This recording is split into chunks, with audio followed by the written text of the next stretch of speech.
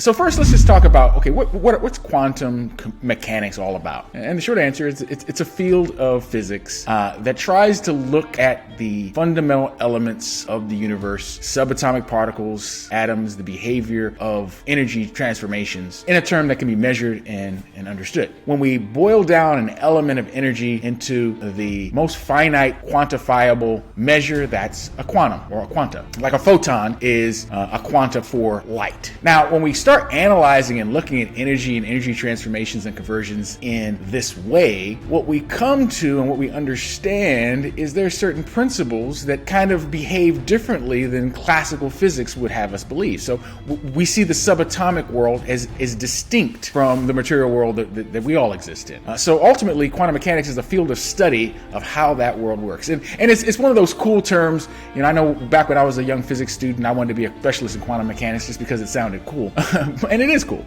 Here's some of the core principles that get into how we examine quantum mechanics, and then we'll get to how that fits into quantum computing. First, we have this principle of wave-particle duality. When we look at quantum, we don't see behavior that's exactly like a wave, but sometimes that's the best way to measure the behavior. For instance, we measure electromagnetic radiation in terms of wavelength. So we think of it along the wave theory. At other times, we think of it in terms of like little packets of energy that behave almost like particles. Even though they have no mass, they have characteristics that can be quantified and analyzed and studied as if they were particles. The thing is, with modern quantum mechanics, we realize that neither one of these states is actually accurate. So that's what we call the wave-particle duality. Another concept in quantum mechanics is the idea of superposition. And this is one of the ones that makes quantum computing so fantastic. Basically, with superposition, what we basically mean is this. A quanta could seemingly appear to have different positions in the same time. One way that some like to describe it is kind of like identifying the location of intersecting ripples on the surface of a pond. You know, it's almost as if it's having two different behaviors simultaneously. And that characteristics of quantum leads kind of to another principle, what we call the uncertainty principle. If you ever watch Star Trek, you may have heard them talk about the Heisenberg compensators. Well, what that's really about is the fact that we can never identify both the speed and location of quanta at the same time. If we can measure the speed, we can't measure the location. We can identify the location, we can't identify the speed. So you can never actually ever know exactly where any packet of energy is at any given time. Which is why, even though it's fun to watch the transporter beams beam you up or beam you down, technically that's based on our current understanding of quantum mechanics, impossible. But nevertheless, that's one of our principles. Another one is quantum entanglement. This is one that the movie Quantumania liked to play around with. Actually, I think it was the second Ant-Man movie that played around with this concept.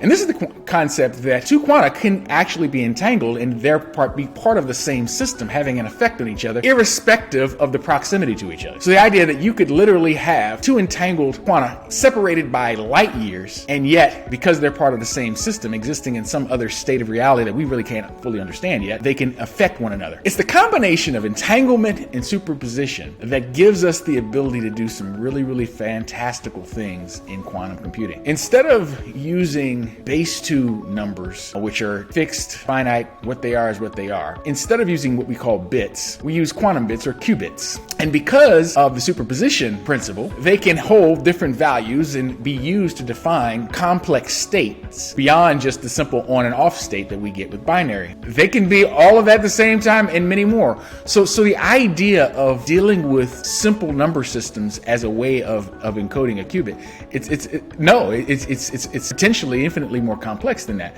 And at the very least, even to the extent that we've theorized and used it, even if you can hold multiple states within the same qubit, the idea that you use that for a basis in logic or a way of defining something that would be encoded as a value, you create exponentially more values at the same time. But ultimately, because of that variability, you can create forms of state, or you can create ways of representing state that is beyond what you could represent in a similar bit space. So ultimately, we're taking the way we do the math behind the logic in computing, and we're ratcheting it up, to exponential levels. Now, here's the area where it gets really interesting when we throw in the principle of entanglement. See, now we can have qubits that are part of the same system, perhaps encoded into some sort of cryptographic system.